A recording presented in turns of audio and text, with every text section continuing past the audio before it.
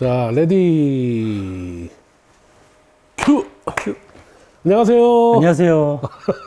어디를 봐야 될지. 네, 4월에 드디어 한양문과 세입자. 예. 지난달에 이어서 이번 달도 하게 됐네요. 예. 네. 이번 달에 한 분이 빠졌어. 예. 빠졌어요. 가출해 버렸습니다. 집안에 네, 사정이 생겨서 피치 못하게. 네. 예. 너무 아쉬워하면서 예. 다음 기회에 꼭 찾아뵙겠다고 말했습니다. 네. 오늘은 저희가 할 때마다 4월 달이 되면 4월의 책을 선정하더라고. 작년에도 그랬나? 네. 어. 그래서 올해도 4월 달에는 4월의 책에서 나온 책을 선정을 했습니다. 책이 이 책입니다. 분해의 철학. 와우. 분해의 와, 철학. 네. 이 책을 낸 다음에 사람들이 분해? 뭐가 분해? 아, 야, 그건 안 돼. 그건 아저씨 개그야. 예, 알겠습니다. 아, 네. 예, 여기서 줄이겠습니다. 뭐가 분해냐고. 네, 근데 이 제목이 좀 독특하죠. 분해의 철학이라는 제목은 되게 독특한 제목을 가지고 있어서 이 책을 기획하시고 출판하신 출판사 대표님께서 이 책을 쓰신 분하고 그 대략의 내용을 먼저 간단하게 이야기해 주시는 게 좋을 것 같아요. 예. 기획이랄 게 별로 없습니다. 해외의 책은 좋은 책을 그냥 고르는 게 기획의 거의 전부죠. 그렇죠. 예. 이 책은 사실 이 저자가 쓴 책 중에 나치의 키친, 나치의 주방이라는 책이 있어요. 이 책보다 더 먼저 쓴 책인데 그것도 재밌을 것 같은데? 그거를 발견을 했죠. 그래서 그 책을 내려고 막 알아보다 보니까 벌써 그때쯤에 이 책을 번역하신 박성관 선생이 이런 책이 있다 그러면서 내보지 않을래? 번역해서? 라는 제안을 해오셨어요. 근데 나치 키친을 주물럭거리는데 요 얘기를 하는데 이게 훨씬 좋은 거예요. 이 책이. 고맙습니다. 저희가 내겠습니다. 네. 이렇게 해서 내게 됐고요. 기획을 해놓고 보니까 이게 산토리 학예상을 받은 책이에요. 산토리 학예상이 뭐예요? 네. 일본에 이제 학술상이 여러 개이긴 한데 민간 기업에서 산토리 아시죠? 그 위스키 만드는 그 회사예요. 네. 그 맨날 저 텔레비 보면 그렇죠. 이렇게 산토리 어쩌고 나오는 거기. 그 산토리 회사가 우리는 위스키 회사로 알고 있지만 식품 뭐 건강음료 등등 해서 굉장히 큰 기업이에요. 우리나라로 치면 진로나 뭐 이 정도쯤 되나? 롯데 혜태 거기서 이제 사회공헌으로 거기는 산토리 홀이라는 음악당도 아주 유명하고 그런 데를 많이 하는데요. 근데 학예상이라는 걸 만들어서 1년에 이제 한 번씩 4개 부문에 상을 수여를 하는데 상금이 꽤 커요. 뭐 한 1억쯤 하나? 몇백만 엔 정도 되니까 1인당 몇백만 원이니까 몇천만 원 되는 거죠. 그 다음에 여러 명이니까 참신한 생각을 던지고 학계에 기존의 연구가 아닌 좀 색다른 시각으로 좀 모험적인 연구를 하고 하는 것을 점수를 많이 줘요. 그러니까 뭔가 참신한 아이디어를 가지고 학술적인 책을 내면 새로운 되게 도전적이다. 새로운 책, 새로운 사상을 안내하는 그런 책들을. 그래서 이 산토리 학예상의 책들이 좀 특이하고 아주 재밌는 그런 작품들이 많이 있죠. 상을 받은 책들 중에는. 그 중에 하나가 이제 이거는 2019년에 이제 산토리 학예상을 받았는데 보니까 산토리 학예상도 받았으니 내용은 당연히 뭐 아주 믿을만하고 또 뭐 우리 사회로 책에서 내는 여러 가지 책들 가령 그 ANT 너무 어려운데 하여튼 뭐 신유물론 내지 뭐 객체지향 존재론 내지 뭐 그런 그 어려운 철학책들. 포스트 휴머니즘이라고 말할 수 있는 책하고 연관성 있는 책이고. 그래요? 네. 그런저런 걸로 해서 이제 이 책을 내게 됐죠. 4월 책은 되게 어려운 책 많이 냈는데 많이 팔리나 봐. 팔리긴 개뿔. 그래도 이거 재판 들어가지 않았어요? 인문학서의 운명이라는 게 한두 달 팔리면 그냥 끝이야? 다 봤어요. 독자가 더 이상 없어. 그냥 일반 대중 인문학서는 좀 더 팔리지만 네네네. 좀 어려운 인문학서는 그러다가 이제 4월이잖아요. 4월 초에 제세를 찍어서 그래도 3개월 만에 제세 찍으면은 정말 성공한 괜찮은 책이네. 편이에요. 진짜 그런 의미에서 한 번 낸 책은 죽지 않아. 뭐 해병대 같아. 사실은 죽여야 되는데 안 죽이고 계속 봐라. 아, 어떻게든 찍어가지고. 그렇군. 왜냐면 찾는 독자들이 계속 있으니까. 그러니까 뭐, 워낙 그렇죠. 독특한 네. 책들을 많이 내셔, 그리고 귀한 책들을 많이 내셔가지고 이 포스트 휴머니즘 총서의 6권으로 이 책은 냈는데 네네. 포스트 휴머니즘이라는 건 뭐 여러분들이 알다시피 뭐 로봇 이런 의미의 포스트 휴먼이 아니고 인공장기 뭐 이런 의미의 포스트 휴먼이 아니고 휴머니즘 이후의 사상인 거죠. 인간 본의를 떠나서 이제는 사물이라든지 인간이 아닌 그 개체들, 행위자들, 생명들, 무생물까지 포함해서 이런 것들이 인간처럼 중심이 돼서 이 세상을 보게 해주는 그런 관점을 갖고 있는 게 이제 포스트 그러니까는 휴머니즘인데. 포스트 휴머니즘은 휴머니즘 철학의 그 다음을 그렇죠.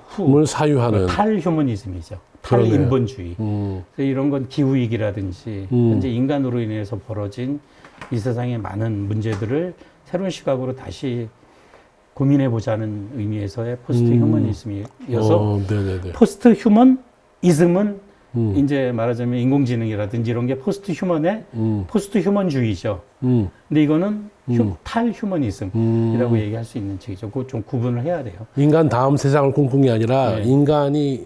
인간으로만 인간 국한돼 중심에서 있었던 벗어난 인간 세상. 중심의 세계가 아니라 인간 중심을 넘어선 예, 예, 그렇죠. 다른 생명체라든지 사물이라든지 이런 것들을 같이 사유해보자. 예. 그래서 신유물론이구나. 신유물론이기도 그 중에 하나가. 하고 객체지향 존재론이라는 말도 있고 다 각각 다른 거긴 하지만 큰 울타리에서는 포스트 휴머니즘 울타리에 이제 속하는 네, 논지들이라고 볼 수 있죠. 네, 지금 너무 길었어. 지금까지 너무 어려운 얘기했어. 저자를 소개를 하면 이분이 환경학으로 박사를 했어요. 환경? 환경론.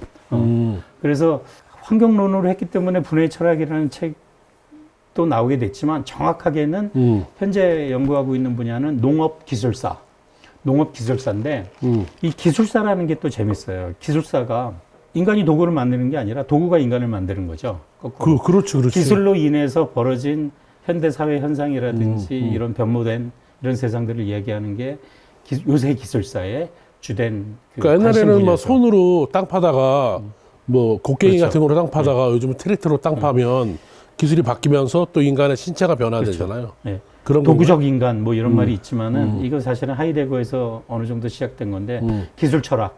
그러니까 기술이 인간에게 이제 인간을 변모시키고 인간에게 하는 역할들을 주로 연구를 하는 게 이제 기술사라고 얘기할 기술 철학이라고 얘기할 수 있는데 기술사는 예전에는 그냥 기술의 변모, 도구의 변모의 역사, 뭐 산업혁명, 뭐 이런 것들을 이제 기술사의 바운더리로 얘기를 했으면 요새 기술사들은 주로 도구 철학의 관점에서 기술이 어떤 방식으로 인간의 삶을 변화시키고 인간의 사고까지 변화시키고 했는지 환경을 변화시키고 이런 것들에 오히려 주안점을 둬요. 근데 그 중에서도 이분은 농업 쪽으로 농업기술사. 그래서 이분 책이 트랙터의 세계사라는 게 있어요. 그러니까 희한한 책 많이 썼네. 이거 번역이 돼 있어요, 우리나라에. 트랙터의 세계사. 그러니까 농업이라는 농사짓고 먹거리를 생산하는 게 트랙터가 도입이 됨으로써 그런 현대 기술이 도입됨으로써 어떻게 산업화 되고 농업이라는 것 자체의 의미가 바뀌고 네네네. 먹는 것의 의미가 바뀌고 이런 것들을 한 게 이제 트랙터의 세계사고 전쟁과 농업이라는 책도 있어요. 아우 농업 쪽으로 엄청나게 그것도 관심이 번역된 많으셨나 거예요. 봐. 그 뭐냐면 전쟁 시기에 2차 대전, 1차 대전 시기에 농업이라는 것의 의미가 완전히 바뀌어버려서 주방까지 아까 그 나치의 캐치니라는 얘기를 했지만은 나치 시대의 주방에서 먹거리를 만들어내는 방식과 방식과 주방 주부들의 구조. 이데올로기와 주방 구조와 요리법이라든지 이런 것들이 다 바뀌었구나. 어떤 식으로 기술적으로 달라지면서 나치 이념을 어떤 식으로 구현해내는지 심지어는 그렇지. 요리의 나치 이념을 구현시켰단 말이야? 그러니까 수술대 위에 올라간 흑인종, 황인종을 보는 나치의 시선하고 주방에서 요리를 만드는 나치 시대 주부의 당근을 그 바라보는 이념이라든지 이런 것들이 밑바탕에는 오. 같은 이념이 깔려 있고 한 야. 이야기들을 다루는 거죠. 되게 흥미진진하다 그거. 예.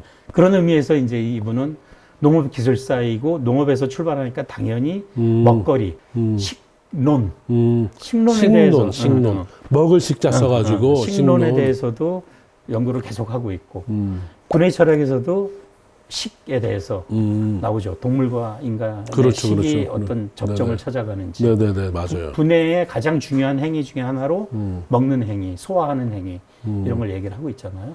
제가 페이스북주의자잖아요. 그래서 내가 이제 하루에 하나씩 올리겠다, 뭐 이런 약간 강박이 있어. 그래서 오늘 그 촬영을 하면서 페이스북에 이제 이 책을 소개를 하긴 해야겠는데 너무 길게 소개하면 페이스북은 안 있잖아. 그래가지고 내가 뭐라고 얘기했냐면 우리 사회가 생산하고 네. 소비하고 네. 응? 이런 거에 성장하고 네. 이러는 거에 집중하고 있는데 사실 모든 생명 현상의 근원에는 분해가 있다. 근데 그렇죠. 우리는 그 분해에 대해서는 도에 쓰레기 처리하는 거잖아. 쓰레기. 더러운 거라고 생각하고. 그래서 분해에 대해서 관심이 없는데 사실은 생명 현상을 유지하려면 분해를 잘 해내는 것에서 출발해야지 나머지가 생산도 되고 소비도 되는 거라서 우리가 그동안 봤던 관점과는 전혀 다른 차원에서 세계를 볼 수 있는 하나의 관점을 제공하는 아주 쫄깃쫄깃하고 상큼한 책이다. 이렇게 내가 책을 소개해놨어요. 책 소개 괜찮나요? 정확한 가장 핵심적인 부분이라고 제가 마치 저자의 대변인이 돼서 지금 나한테 물어보면 내가 저자를 화해가지고 막 얘기를 하는데 저도 저자의 생각을 100% 이해하고 있는 건 아니지만 그래도 책을 만드다 보니 제일 많이 읽었으니까 이제 말씀을 드리면 생산 소비와 성장은 이제 경제 논리죠. 그렇죠. 그러니까 경제 논리에서는 생산과 소비로 사이클이 완성이 되는데 생물학과 생태와 지구 환경에서의 큰 틀에서 보면 분해가 없으면 생산 소비만으로는 세상이 돌아가지가 않는 그렇죠. 거죠. 네, 네. 그거는 왜냐하면 끊임없는 재생과 그러니까 생산해서 소비하면 어디로 가야 될 거 아니야. 그리고 또 뭘 가지고 생산을 해요. 그렇지, 그렇지. 그러니까 분해가 딱 들어감으로써 이 삼각형이 완성이 되고 생산과 소비와 그러니까, 분해가. 네, 분해까지 있어야지만 이제 완전한 사이클이 완성이 되는데 경제학의 관점에서 분해는 아무 소용이 없어요. 그거는 다스러져서 사라져버리는 걸로 이해를 생각하기 하니까 때문에. 네. 생산과 소비만 있으면 그래서 이 경제학의 관점을 벗어나야 된다는 거죠. 분해가 있음으로써 그 생산과 소비, 성장, 경제의 관점을 벗어나서 세상을 볼 수 있다는 거죠. 그러니까 요리를 잘 만들고 잘 먹는 것도 중요하지만 잘 싸는 거. 싼 이후에 그것이 어디로 가는지 그 잘 싼 그 이후에 그 똥이라고 하는 것들이 또 분해가 돼서 땅을 또 키우고 여기까지 이제 봐야 되는 거지. 굉장히 중요한 게 분해가 오히려 원초적이고 전체를 지배하고 생산이나 소비는 분해의 과정의 한 매듭들이라는 거예요. 그러니까 이 책이 그거를 완전히 역전시켜 버리더라고. 그렇죠. 사유를. 그러니까 그 분자생물학의 사고가 너무 지배를 하고 있다. 뭐냐면은 어떤 생물이라든지 뭐 개체의 기능을 잘게 나누어서 DNA 수준까지 해서 그 기능을 탐구를 해서 이 전체를 이해하는 게 분자생물학의 관점이라면 자기는 나는 이 관점을 택하지 않겠다. 나는 형태학의 관점을 택하겠다. 이 형태학이 뭐냐? 생물학에서 형태학이라는 거는 전체 형태, 개체 전체가 어떻게 변모하고 개체 대 개체의 차이점, 동일점을 따지고 이런 걸로 그 개체의 독특한 기능을 설명하고 이러는 게 형태학의 관점이에요. 점점 어려워지고 있어. 그러니까 그래서 뭐냐면 그 알이 번데기가 되고 유충이 되고 유충이 번데기가 되고 번데기가 나비가 되는 거는 성충인데 나비가 되고 형태적으로 완전히 단절적인 일들이잖아. 트랜스폼 하는 거지. 그렇죠. 형태적으로 그러면 근데 그 흐르는 거는 연속이지. 물질 순환이 계속 있고 맞네. 번데기가 되는 건 한 매듭이고 나비가 되는 건 한 매듭이고 나비가 죽는 것도 한 죽음이라는 매듭이고. 한 매듭이지 오히려 그 전체는 분해가 흐르고 있고 그러겠네. 여기서 이쪽으로 가려면 분해해야 되니까. 그렇죠. 그래서 형태학이라는 거는 형태가 완전히 변태를 함으로써 이제 완전히 다른 기능이 그럴 때는 그 개체를 통일적으로만 봐야 돼. 겉모습이라든지 통일적으로 분해해서는 나오지 않는다는 거죠. 분석을 해서는. 그렇게 네. DNA 차원으로 분석해서 나올 수 없는. 그래서 형태학적인 접근을 한다는 말이 이 책에서는 굉장히 중요한 키워드 중에 하나라고. 지금 이제 이 방송을 보고 계신 분들은 도대체 쟤네들이 무슨 얘기하고 있는가 약간 난감할 것 같아서 일단 분해 철학에서 제가 분해 파트를 맡고 이쪽이 철학 파트를 맡을 거거든요. 제가 의 부분을 맡게. 분해의 부분. 알았어. 분해 철학의 목차를 보면 엄청 재밌어. 나 이 목차 보고서 깔깔 웃었거든요. 네. 목차를 잠깐 소개해드리겠습니다. 분해 천의 목차를 보면 목차보다 이 헌사도 재밌어. 헌사가 청소부 아저씨에게 네, 맞아요. 깜짝 놀랐어. 야, 이런 청소 아저씨에게를 헌사로 하는 이런 책이 있구나.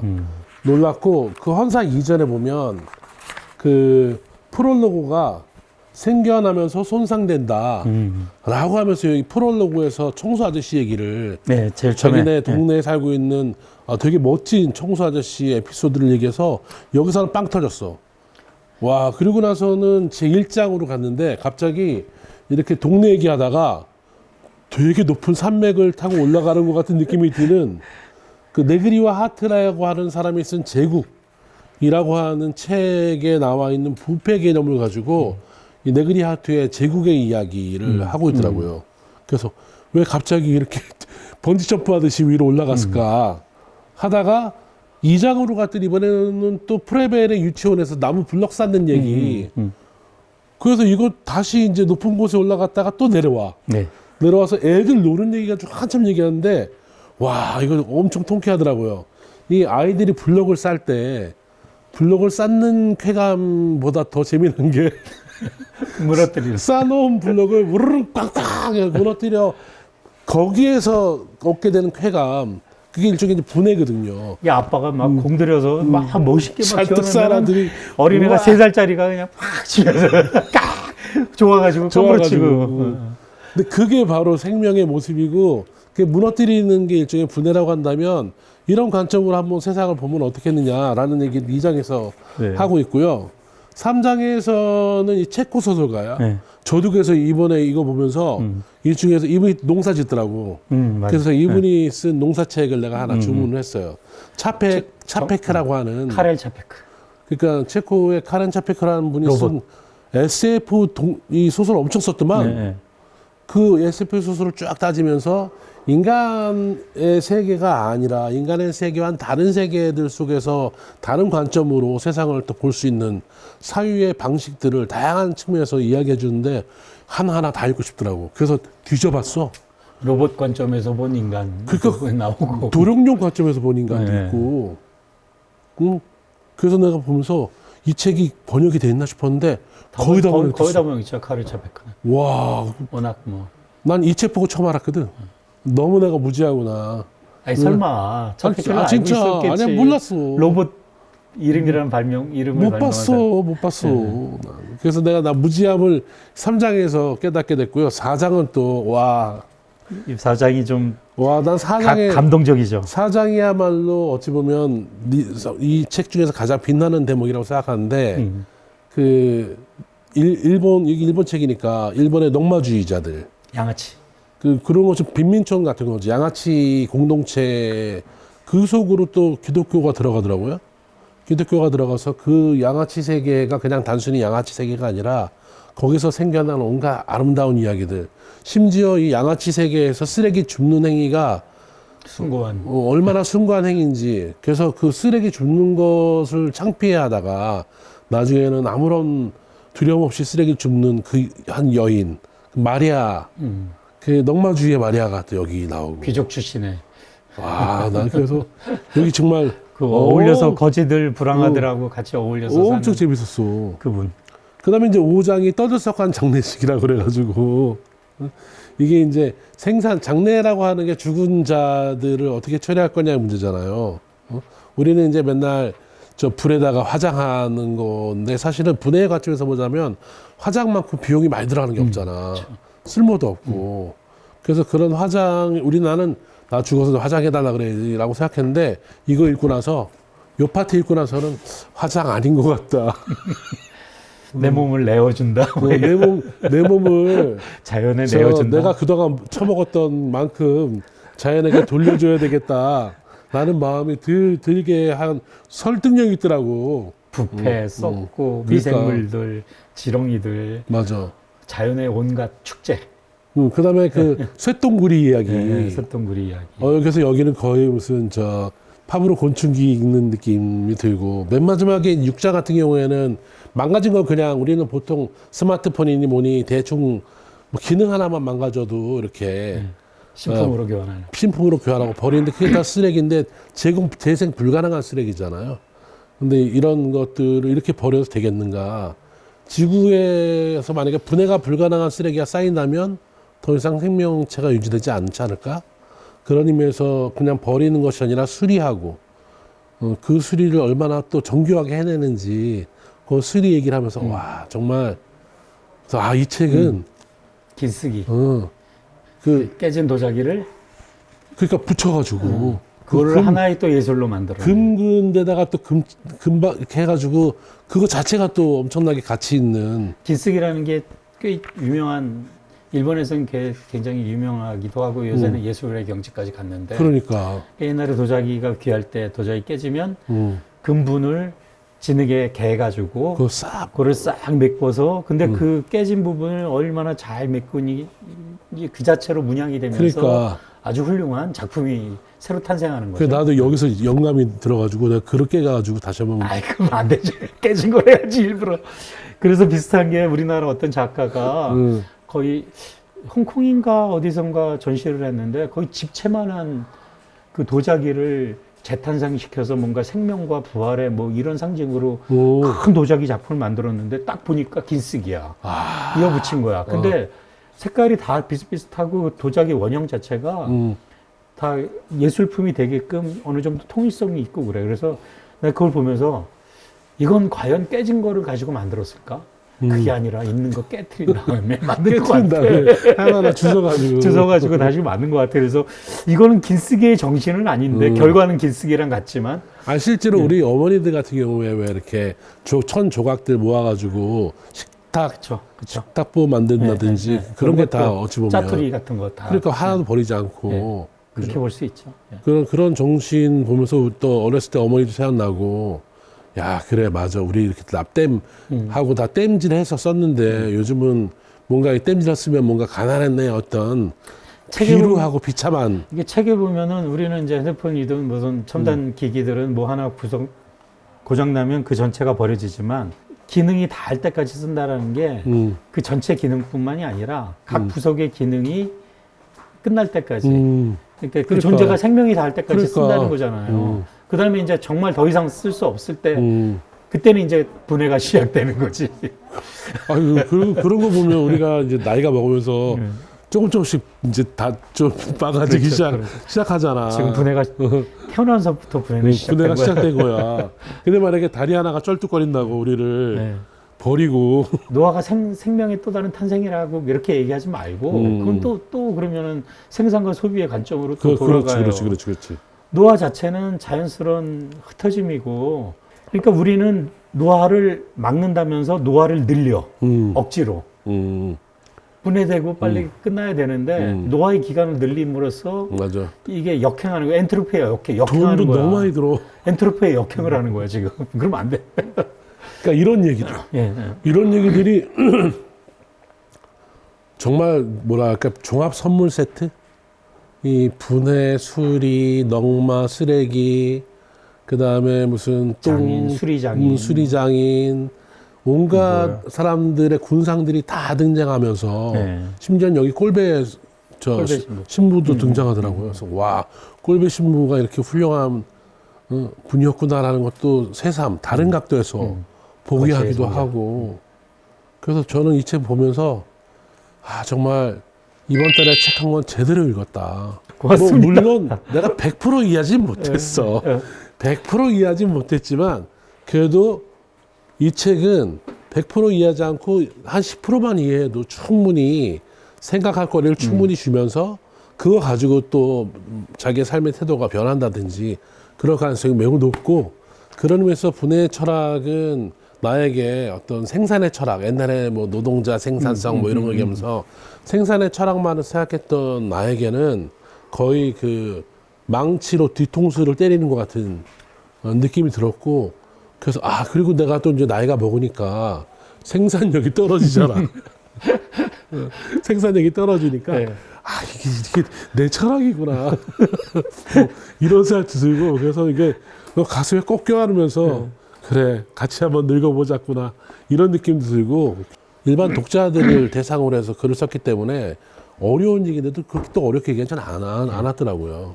재미있다가 어렵다가 막 그래서. 그러니까 왔다리 갔다리 이렇게 하는데 저는 제일 힘들었던 게 아마도 이 글을 읽으신 독자분들이 제일 힘들었다는 게 1장일 것 같아요. 1장. 첫 장.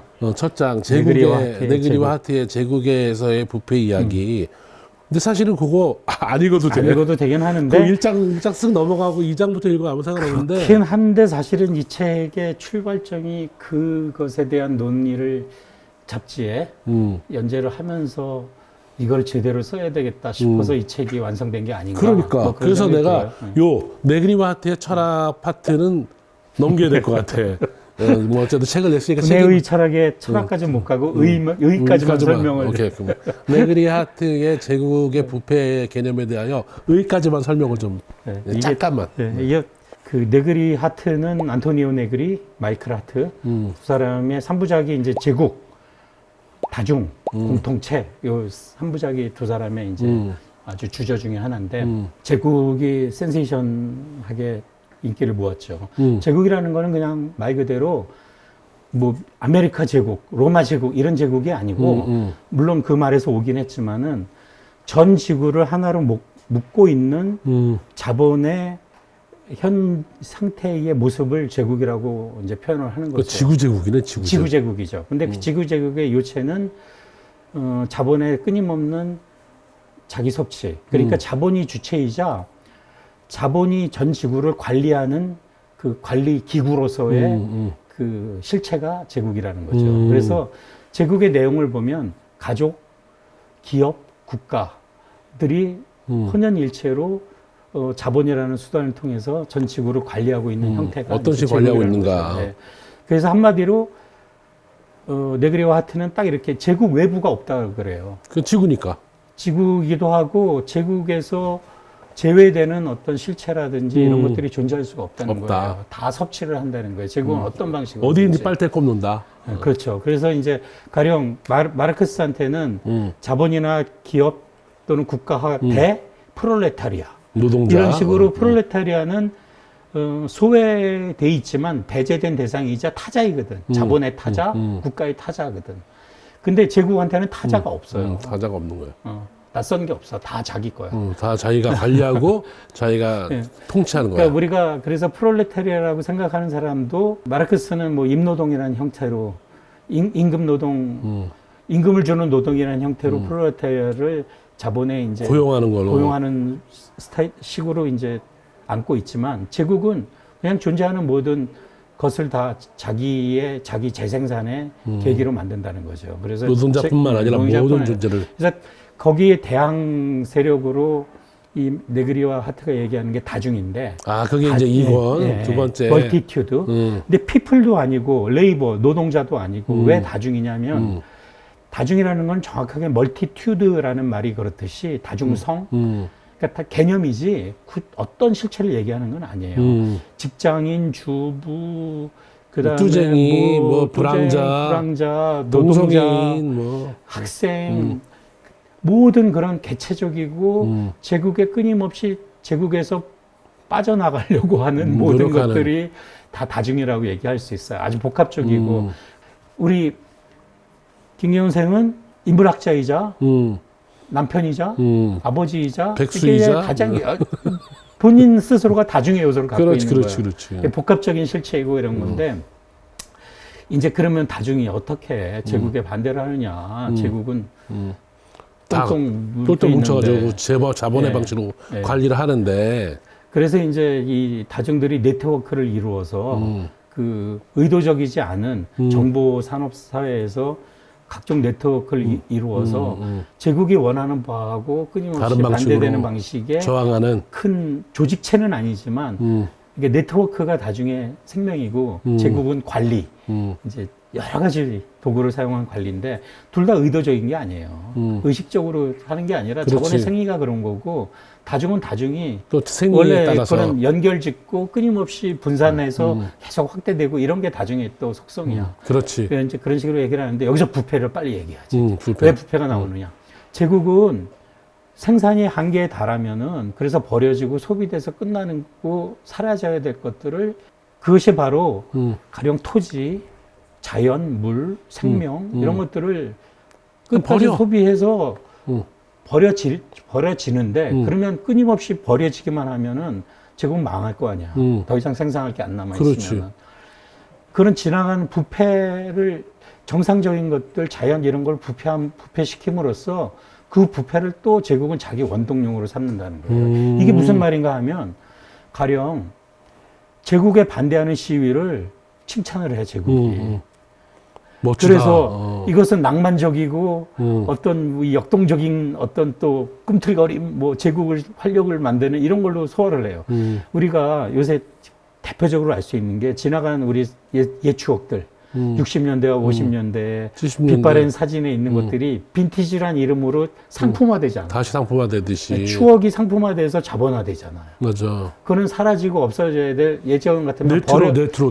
레트로 버려져야 될 것인데 버려지고 차츰 기억에서 사라져서 낡은 것, 추한 것이 돼야 되는데 다시 그것을 소환해가지고 미적으로 아름답게 재포장을 해갖고 다시 제국에 또 팔아. 그런 식으로 제국은 끊임없이 모든 것들을 자기 섭취의 계기로 삼는다는 거예요. 아, 무시무시한 부패함으로써 부패를 자기 힘으로 삼는다는 거지. 그게 제국의 부패력이라는 거예요. 내 글의 하트는 그것이 이제 나중에 이제 균열에 의해서 계속될 수가 없고 제국 자신이 부패함으로써 결국에는 망한다라고 얘기를 하는데 그거 쉽지 않다. 근데 이제 이분은 그건 일면적이다. 제국은 자기 부패가 있고 부패를 자기 원동력으로 삼는다는 의미의 부패가 있지만 한마디로 제국 외부가 있다라는 거예요. 자연을 완전히 섭취할 수 없고 자연 자체가 갖고 있는 부패력이라든지 이런 것들은 제국의 부패로 다 소화될 수 있는 것이 아니다. 아, 이게 그런 의미에서 농업 생산을 얘기하고 그렇죠. 자연과 가까이지는 제국 외부라는 말을 명시적으로 얘기를 하진 않지만 제국 외부의 부패의 긍정적인 기능이라든지 부패의 두 가지 측면.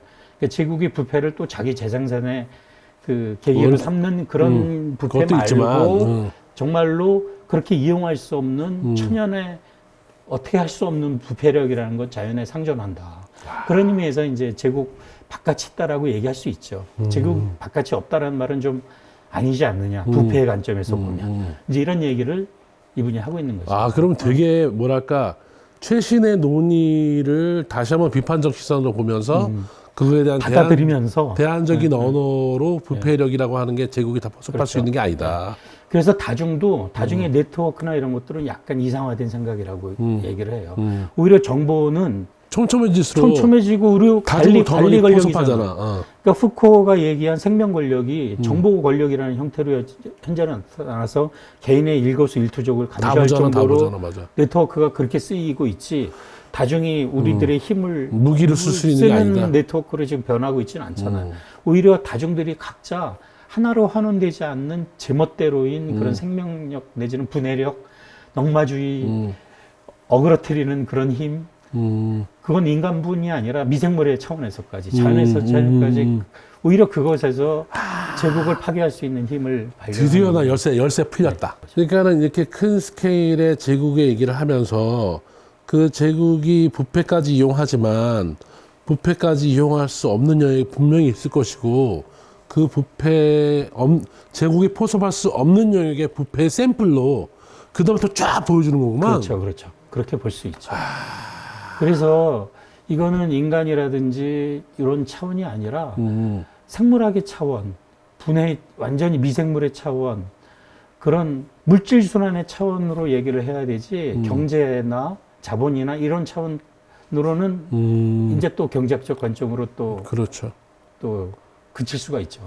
그래서 이제 이 농업이라든지 그 말 그대로 식물, 동물, 지렁이 뭐 이런 생명체들의 이야기들, 어떤 문부림 이런 것들. 그런 것들까지 내려가야지만 온전하게 얘기할 수 있다라고 얘기를 하는 것 같아요. 얼추 첫 장을 깔끔하게 정리를 해주신 바람에 나머지가 그냥 도미노 무너지듯이 쫙 해결했어. 나는 깔끔하지는 않았는데 어쨌든 뭐 1장의 산을 넘어가면 그 다음부터는 다 재밌는 이야기들이어서 좀 편해질 거예요. 네, 그래서 1장은 요거 좀 꼼꼼하게 천천히 듣기로 잘 들으시면 나머지가 쫙 이해가 된. 나머지는 너무 재밌거든.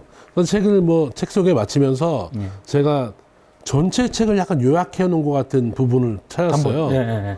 그 에필로그 부분에서 몇 쪽? 345쪽인데 그걸 제가 읽어드리면서 이제 오늘 북토크를 마치려고 합니다. 나무 블록으로 지은 구축물을 무너뜨리고는 깔깔거리며 자지러지게 웃어대는 어린아이. 자기 자신이 파괴되기를 희망했을 때 처음으로 사랑을 깨달았던 로봇. 이게 이제 소설 얘기죠.